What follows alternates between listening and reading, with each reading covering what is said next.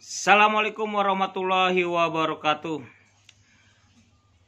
Semoga di hari Jumat ini semua yang menonton YouTube Tony Sastrajaya selalu diberi kesehatan, umur panjang, apa yang diinginkan, dicita-citakan, yang diharapkan cepat tercapai. Amin ya rabbal alamin.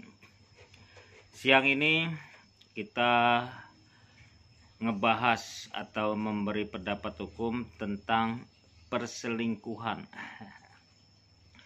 Ada salah satu teman, rekan, tadi malam WA, pagi tadi diingatkan lagi, dan saya baru ingat habis sholat Jumat. Pak, bagaimana hukumnya orang selingkuh? Suami selingkuh sama istri orang, atau istri selingkuh sama suami orang. Bagaimana sih Pak hukumnya? Karena proses yang ada di kampung saya damai begitu-begitu saja, damai dedenda begitu sudah. Kayaknya nggak ada jerahnya. Di hukum agama manapun, berzina atau selingkuh itu dosa besar, dia berdosa. Macam-macam, ada hukum pidananya, ada juga hukum sanksi sosial.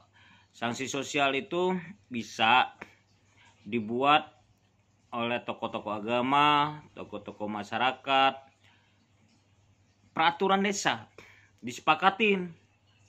Apabila warga masyarakat di desa ini terdapat atau tertangkap berselingkuh, dia harus keluar dari desa.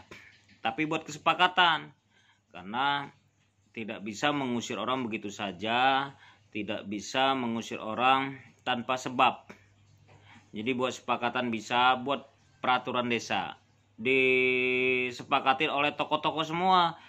Tadi tokoh agama, tokoh masyarakat, ada kepala lingkungan, semua yang ada di desa. Bila perlu warga, masyarakat, semua tanda tangan. Hukum pidananya ada, pasal 284, perzinaan.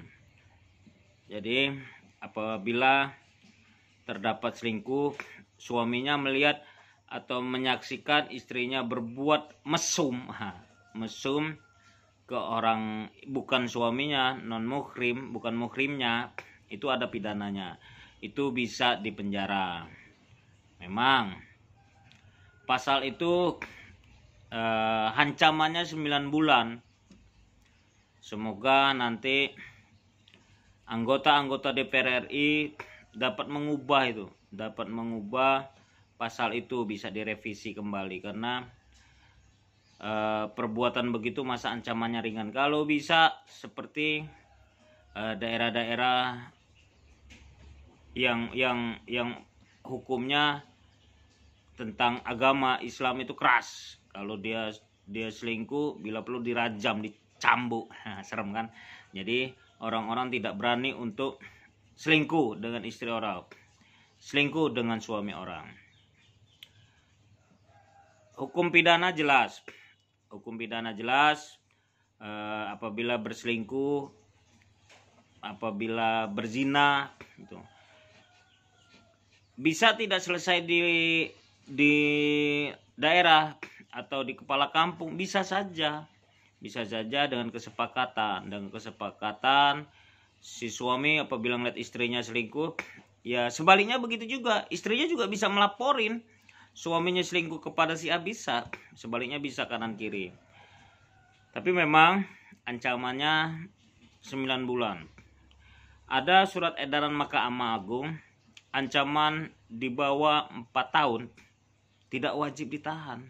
Tapi ingat, tidak wajib ditahan itu tidak berarti tidak ditahan. Tidak wajib itu berarti tidak ditahan, tetap juga tahan. Polisi punya hak untuk menahan juga.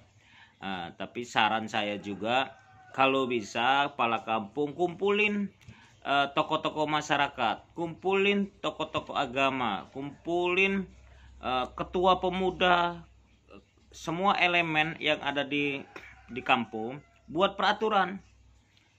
Kita nggak mau desa kita kotor, kita tidak mau desa kita tercoreng dengan yang begini. Gampang sekali, cuman setelah berbuat denda selesai, setelah berbuat denda selesai. Artinya sama saja dengan beli, sama saja dengan mohon maaf, cewek-cewek yang jualan di luar, dibayar selesai, dibayar selesai. Artinya tidak ada titik jerah, tidak ada titik jerah. Nah, itu menurut saya, saran saya, pendapat saya, buat peraturan desa. Jadi di kampung-kampung itu bisa dengan kesepakatan, apabila ketangkap usir keluar, jangan lagi situ, tapi disepakatin dulu. Kalau dia tidak mau mengikuti peraturan desa yang sudah dibuat, itu bisa jadi dasar kita gugat dia, gugat denda. Nah, kalau dia tidak melakukan, denda 200 juta. Nah, gitu contoh. Apa denda 500 juta bisa denda, karena mengacu kepada kesepakatan itu. Kalau dia melanggar atau tidak mengikuti peraturan desa, ya bisa denda, tuntut 500 juta. Nggak apa-apa, kencang-kencang 500 juta. Kalau dia nggak punya uang, sita rumahnya. Tapi menyita jaminan itu harus putusan pengadilan. Tidak bisa tokoh masyarakat, tidak bisa Pak Lurah atau kepala kampung tiba-tiba sita. Tidak bisa. Itu harus digodok lagi. Bagaimana sih buat perdes yang benar, bagaimana sih buat peraturan-peraturan kesepakatan yang benar. Nah, di Desa Lampu Tengah ini sudah ada pengacara kampung, law firm Tosa and Partner. Undang pengacara-pengacara, ajak ngobrol, Pak, bagaimana ini Pak, biar kesepakatan ini dapat diterima, kesepakatan ini dapat dijalanin, sanksinya seperti apa, tuh ya, biar maksud tujuan itu bukan nyari uang. Mungkin uangnya nanti setelah denda umpamanya 100 juta atau 200 juta, uangnya bisa untuk kepentingan bangun jalan, ngerapin gorong-gorong dan lain-lain. Oke. Itu sedikit pencerahan, sedikit usulan, saran dari saya. Semoga kampung kita semua, khususnya Lampung Tengah, jauh dari perbuatan-perbuatan zina itu, jauh dari perbuatan-perbuatan yang dibenci, yang dilarang oleh agama, oleh negara. Oke, itu aja dari saya, Tony Sastrajaya, SHMH Lampung Tengah. Assalamualaikum warahmatullahi wabarakatuh. Tabik pun.